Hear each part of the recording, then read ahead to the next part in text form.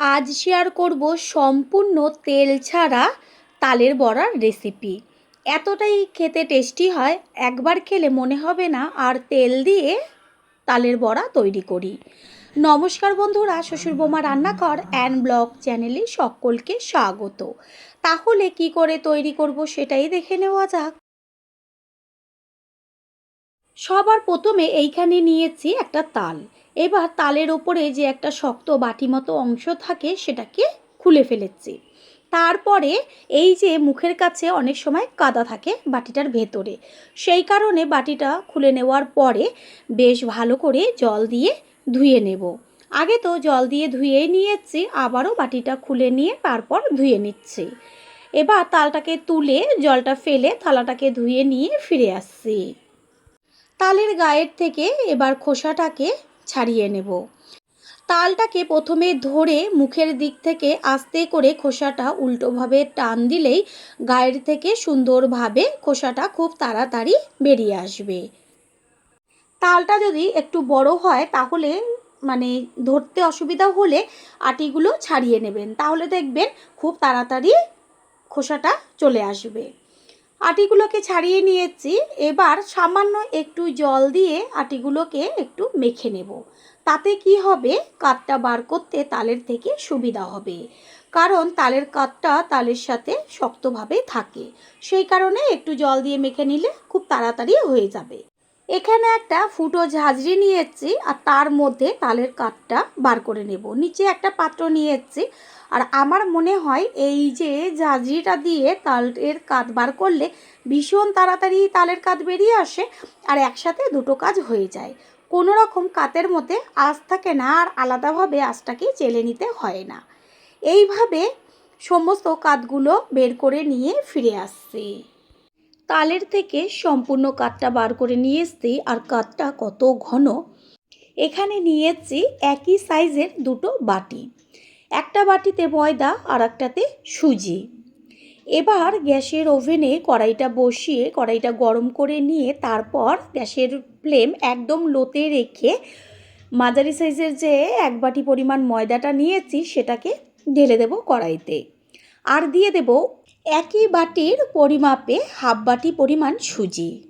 যতটা ময়দা দেবেন তার থেকে হাফ বা হাফের থেকে একটু পরিমাণ বেশিতে সুজিটা ব্যবহার করবেন। আর সুজির পরিবর্তে আপনারা চালের গুঁড়ো ব্যবহার করতে পারেন, তবে আমি সুজি দিয়ে রেসিপিটি তৈরি করব। গ্যাসের ফ্লেম লোতে রেখে খুব ভালোভাবে ময়দা সুজিটাকে মিশিয়ে নিয়ে ভেজে নিতে হবে। এতে কি হবে, ময়দা আর সুজির কাঁচা গন্ধটা চলে যাবে, সুন্দর একটা গন্ধ বেরোবে। বেশি কড়া করে ভেজে নেওয়ার দরকার নেই, বেশ একটা হালকা কালার আসবে, ঠিক তখনই গ্যাসটা অফ করে দিয়ে একটা পাত্রে ঢেলে দিতে হবে। কালারটা বেশ অনেকটাই চেঞ্জ হয়ে গেছে, গ্যাস অফ করে দেব। তারপরে সম্পূর্ণ মিশ্রণটাকে একটা পাত্রের মধ্যে ঢেলে ঠান্ডা হতে থাক। ওই কড়াইটাই গ্যাসের ওভেনে বসিয়ে তাতে দিয়ে দেব ওই বাটিরই সম পরিমাণ বা তার থেকে একটু বেশি তালের কাঠ। আর তালের মধ্যে দিয়ে দেব পাঞ্চে ভাবটা কাটার জন্য 1 চিমটে পরিমাণ লবণ। লবণ আর তালের সাথে ভালো করে মিশিয়ে নেব। সব সময়ের জন্য পরিমাপটা ঠিকঠাক রাখবেন, তাহলে দেখবেন একদম পারফেক্ট বড়া তৈরি হবে। এবার দিয়ে দিচ্ছি ওই বাটিরই হাফ বাটি পরিমাণ চিনি। মিষ্টিটা যে যেমন খাবেন সেই অনুযায়ী কম বেশি ব্যবহার করবেন। এবার চিনি, লবণ আর তাল একই সাথে ভালোভাবে জাল দিয়ে নেব। সুন্দর একটা গন্ধ আসার জন্য এর মধ্যে দুটো এলাচকে ফাটিয়ে আমি থেতো করে নিয়ে এসেছি, সেটা দিয়ে দিলাম। এবার এটা জাল হতে থাক। গ্যাসের ফ্লেম কখনোই হাই করবেন না, লোতে রেখে জাল দিতে হবে। তারপর ওই বাটিরই 1 বাটি পরিমাণ দিয়ে দিচ্ছি কুড়িয়ে নেওয়া নারকেল। অবশ্যই হাতের কাছে যদি নারকেল থাকে নারকেলটা ব্যবহার করবেন। এত দারুণ হয় টেস্ট, যেটা নাকি খাওয়ার পরেই বুঝতে পারবেন। সমস্ত কিছু খুব ভালোভাবে তালের সাথে জাল হয়ে গেছে। এবার এর মধ্যে অল্প অল্প করে ওই যে সুজি আর ময়দাটা ভেজে রেখেছিলাম সেই মিশ্রণটাকে দিয়ে দেব। একবারে সম্পূর্ণটা দেবেন না, আস্তে আস্তে দেবেন। আর একদম সম্পূর্ণ জল ছাড়া কিন্তু রেসিপিটা তৈরি করতে হবে, কোনো রকম এতে জল পড়বে না। ঠিক এইভাবে অল্প অল্প করে আমি মিশ্রণটাকে দিচ্ছি আর বেশ মিশিয়ে নিচ্ছি। গ্যাসের ফ্লেম এই পর্যায়ে একদম লোতে থাকবে। তারপর খুন্তি দিয়ে বেশ সুন্দরভাবে এদিক ওদিক থেকে কাচিয়ে কড়াইয়ে ভালো করে মিশিয়ে নিতে হবে। পুরনো বন্ধুদের সবসময় আমাদের পাশে এইভাবে ভালোবেসে থেকে এগিয়ে নিয়ে যাবার জন্য অনেক অনেক ভালোবাসা। গ্যাস অফ করে দিয়েছি, একদম ড্রো তৈরি হয়ে গেছে। এটাকে নামিয়ে নেব একটা পাত্রে। যদি দেখেন যে ডোটা শক্ত হয়ে গেছে তাহলে আরেকটু পরিমাণ তাল দিয়ে আপনারা নরম করে নেবেন, তাতে কোনো সমস্যা নেই। যখন গ্যাসের ওভেনে কড়াইটা থাকবে, যখন কাইটা তৈরি করবেন ঠিক তখনই পরিমাপটা ঠিকঠাক রাখলে তাল আর পরে দিতে হয় না, সুন্দর ডো তৈরি হয়ে যায়। এটা ঠান্ডা হয়ে গেছে। এবার হাত দিয়ে খুব ভালোভাবে আটা বা ময়দা যেমন মাখা হয় হাত দিয়ে ঠেসে ঠেসে, ঠিক সেইভাবে মেখে একটা ডো তৈরি করে নেব। দেখাই যাচ্ছে যে কিভাবে আমি এটাকে মেখে নিচ্ছি। খুব ভালোভাবে মেখে নিয়েছি আর সুন্দর একটা ডো তৈরি হয়েছে। এবার এটাকে গোল করে তারপরে রেখে অল্প অল্প কিছুটা ডো নিয়ে হাতের তালুর মাঝখানে রেখে 2 হাত দিয়ে নাড়ুর মতন পাকিয়ে নিতে হবে। কত সুন্দর বলের মতন তৈরি হয়ে গেল। ঠিক এইভাবে সমস্তগুলো তৈরি করে নেব। প্রথমবার যারা আমাদের চ্যানেল ভিজিট করছেন তাদের আন্তরিক শুভেচ্ছা ও অনেক ভালোবাসা। আমাদের রেসিপিগুলো যদি ভালো লেগে থাকে সাবস্ক্রাইব করে দেওয়ার অনুরোধ রইল ও পাশে থাকা বেল আইকনে ক্লিক করলে পরবর্তী ভিডিওগুলো সবার আগে আপনাদের কাছে পৌঁছে যাবে। একইভাবে সবগুলো তৈরি করে নিয়ে ফিরে আসছি। সবগুলো তৈরি হয়ে গেল আর কত সুন্দর একদম বলের মতন গোল গোল হয়েছে। গ্যাসের ওভেনে কড়াই বসিয়ে তাতে দিয়েছি জল আর জলটাকে ভালো করে গরম করে নিয়েছি। জল ফুটতে শুরু করেছে, তার উপরে একটা ফুটো ঝাঁঝরি দিয়ে এবার একটা একটা করে বড়া আস্তে করে সুন্দরভাবে সাজিয়ে দেব। তেল ব্রাশ করার কোনো রকম দরকার নেই, এমনিতেই উঠে যাবে। ঠিক এইভাবে তেল ছাড়া একবারের জন্য হলেও বড়া তৈরি করে খেয়ে তারপর অবশ্যই কিন্তু কমেন্ট করে জানিয়ে যাবেন। সবগুলো সাজিয়ে দিয়েছি, এবার একটা ঢাকনা চাপা দিয়ে দেব। প্রথমে 2 থেকে 3 মিনিট মতন গ্যাসের ফ্লেম হাই করে দেব, তারপর মিডিয়াম টু লোয়ে রাখতে হবে।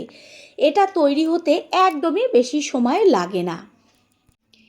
3 থেকে 4 মিনিট বাদে ফিরে এসে ওপরের ঢাকনাটাকে সরিয়ে দিয়ে আমি একটা চামচের সাহায্যে দেখিয়ে দেব যে কত সুন্দরভাবে এগুলো নিচের পিঠটা হয়ে গেছে। একটু চামচ দিয়ে ঘুরিয়ে দিলে পরে ওপরের পিঠটাও খুব সুন্দরভাবে হবে, আর না ঘোরালেও হবে, সম্পূর্ণটাই এমনিই হয়ে যাবে। ওই যে ঢাকা আর ভাপটা উঠছে সেই কারণে এই যে আমি তবুও একটু ঘুরিয়ে ঘুরিয়ে দিচ্ছি। কালারটাও কত সুন্দর আস্তে আস্তে চেঞ্জ হয়ে যাচ্ছে। বন্ধুরা, আপনারা যে যেইখান থেকে ভিডিওটি দেখছেন অবশ্যই কমেন্টের মাধ্যমে জানাবেন।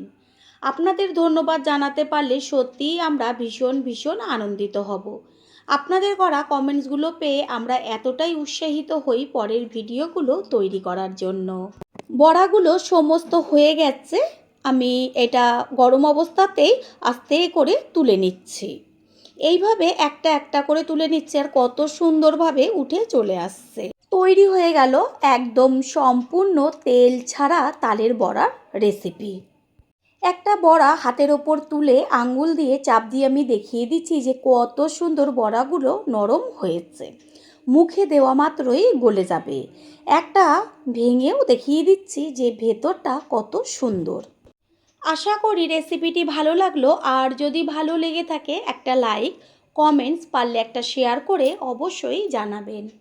আপনাদের করা একটা লাইক ও লাইকের পাশে থাকা হাইপ আর একটা শেয়ার আমাদের কাছে অনেক অনেক গুরুত্বপূর্ণ।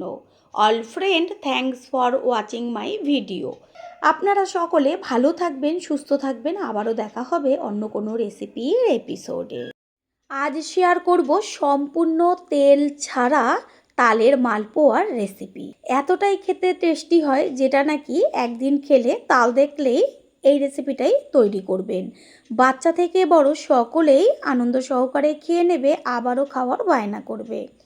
নমস্কার বন্ধুরা, শ্বশুর বৌমা রান্নাঘর অ্যান্ড ব্লগ চ্যানেলে সকলকে স্বাগত।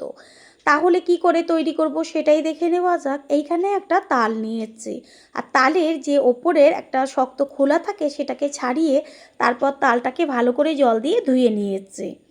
এরপরে তালের গায়ের থেকে খোসাগুলো আস্তে আস্তে ছাড়িয়ে নেব। তালটা এতটাই ভালো, খোসাগুলো ভীষণ পাতলা, খোসাটা একদম বাদামের খোলার মতন সামান্য একটু তালের সাথে আটকে রয়েছে। খোসাগুলো ছাড়িয়ে নেওয়া হয়ে গেছে, এবার তালের থেকে আটিগুলোকে ভাগ করে নেব। আটিগুলো ছাড়াবার সময় দেখবেন মাঝখানে একটা শক্ত শির থাকে, সেটাকে তুলে ফেলে দেবেন। এরপরে তালের কাত বার করে নেব আটিগুলোর থেকে। আর তালের কাতটা বার করার আগে সামান্য একটু জল দিয়ে আটিগুলোকে হাত দিয়ে ভালো করে মেখে নেব। এতে কি হবে, তালের কাতটা বার করতে সুবিধা হবে, কারণ জল দিয়ে মেখে নেওয়ার জন্য আটিগুলো একদম নরম হয়ে যাবে। বেশি জল আবার ব্যবহার করবেন না, একদম অল্প একটু জল দিয়ে সামান্য একটু মেখে নিতে হবে। এইখানে নিয়েছি ফুটো যে স্টিলের ঝাঁঝরিগুলো হয় সেই ঝাঁঝরি, আর নিচে একটা পাত্র, তার উপরে রেখে আটিটা ভালো করে ঘষে নেব। আমার মনে হয় এই ঝাঁঝরির সাহায্যে যদি তালগুলোর থেকে কাঠটা বার করে নেওয়া হয়, অল্প সময়ে দুটো কাজ একসাথে হয়। যেমন খুব তাড়াতাড়ি তালের আটির থেকে কাঠটা বেরিয়ে যায়, আর দেখবেন পরে আবার আলাদাভাবে কাঠটাকে চেলে নিতে হয়, কারণ তালে প্রচণ্ড পরিমাণে আঁশ থাকে। আর এই ঝাঁঝরির সাহায্যে যদি তালের কাঠটা বার করে নেন তাহলে আর আলাদা করে চেলে নিতে হবে না। সেই কারণেই বললাম একই সাথে দুটো কাজ হয়ে যাবে। ঠিক এইভাবে সমস্ত আটির থেকে কাঠগুলো বার করে নিয়ে ফিরে আসছি। তালের থেকে সমস্ত কাঠগুলো বার করা হয়ে গেছে, আর কতখানি ঘন হয়েছে কাঠগুলো। এবার এটা সাইডে থাক, অন্যদিকে একটা বড় বোল নিয়েছি, আর এইখানে নিয়েছি একটা মাঝারি সাইজের বাটির 1 বাটি পরিমাণ ময়দা। যেই পাত্রটা ব্যবহার করবেন সেই পাত্রের সমস্ত উপকরণগুলো সম পরিমাণ দেবেন, তাহলে দেখবেন পারফেক্টভাবে মালপোয়াটা তৈরি হবে। সেটা আপনারা তেল ছাড়াও করেন বা তেল দিয়েও করেন, পরিমাপ একই রাখবেন। এই যে 1 বাটি পরিমাপ আমি ময়দা দিলাম, এই বাটিরই সেম পরিমাণ দিয়ে দিচ্ছি সুজি। এই যে সুজিটা এবার ঢেলে নেব। দেব সম পরিমাণ চালের গুঁড়ো। অবশ্যই যে কটা উপকরণ আমি ব্যবহার করব, যেমন সুজি, ময়দা, চালের গুঁড়ো, সুজি ও চালের গুঁড়ো দুটোই ব্যবহার করেছি। ওই বাটিরই 1 বাটি পরিমাণ নারকেল কোড়া।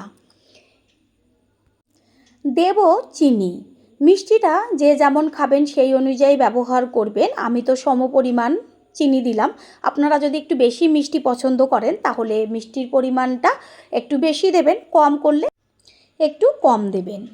তারপর একটা হ্যান্ড উইন্সের সাহায্যে সমস্ত উপকরণগুলো ভালো করে মিশিয়ে নেব। এইভাবে যদি পারফেক্ট পরিমাপ করে রেসিপিটা তৈরি করা হয়, একবার খেয়ে দেখবেন। দিয়ে দিলাম পাঞ্চে ভাবটা কাটার জন্য 1 চিমটে পরিমাণ লবণ, লবণটাকেও মিশিয়ে নিয়েছি। তারপর দিয়ে দেব সম পরিমাণ তাল, আর তালের পরিমাণটা আমি একটু বেশি ব্যবহার করব। আগে আমি 1 বাটি পরিমাণ তাল দিলাম, পরে যদি লাগে তাহলে আরেকটু তাল ব্যবহার করব। ওই বাটির মধ্যে সম পরিমাণ দিয়ে দিলাম দুধ। দুধটাও যদি পরে একটু প্রয়োজন হয় তাহলে ব্যবহার করব। আগে ভালো করে হাত দিয়ে সমস্ত উপকরণগুলো মেখে নিই। হাত দিয়ে মাখলে পরে কি হবে, ভীষণ ভালো তৈরি হবে ব্যাটারটা। খেয়াল রাখবেন ব্যাটারটা একদম যেন পাতলা না হয়ে যায়। এই যে পরিমাপগুলো যদি ঠিকঠাক থাকে তাহলে দেখবেন সুন্দরভাবে মালপোয়া তৈরি হয়ে যাবে। আরও দুধের প্রয়োজন, সেই কারণে যেই পাত্র করে সমস্ত উপকরণগুলো দেবেন সেই পাত্রেরই দ্বিগুণ 1 বাটি করে দিয়েছেন অন্য উপকরণগুলো, আর দুধটা 2 বাটি লাগবে, তাহলেই পারফেক্ট মাপ হবে। পুরনো বন্ধুদের সবসময় আমাদের পাশে এইভাবে ভালোবেসে থেকে এগিয়ে নিয়ে যাবার জন্য অনেক অনেক ভালোবাসা। ব্যাটারটা তৈরি হয়ে গেছে, একটা ঢাকনা চাপা দিয়ে 30 মিনিট আমি রেস্টে রেখে দেব। এতে কি হবে, চিনিটাও গলে যাবে আর সুজিটাও নরম হবে। এটা রেস্টে থাক। অন্যদিকে আমি এইখানে ছোট ছোট 4টে বাটি নিয়েছি, 3টে এক সাইজ আর একটা অন্য সাইজের। এবার বাটির মধ্যে আমি সাদা তেল একটু ব্রাশ করে নেব। একটু তেল ব্রাশ করে নিলে পরে কি হবে, ওই যে আমি ব্যাটারটা বাটির মধ্যে দেব খুব সহজেই ঠান্ডা হওয়ার পরে উঠে আসবে আর একটুও বাটিতে লেগে যাবে না। সেই কারণেই একটু সাদা তেল দিয়ে ব্রাশ করে নিচ্ছি।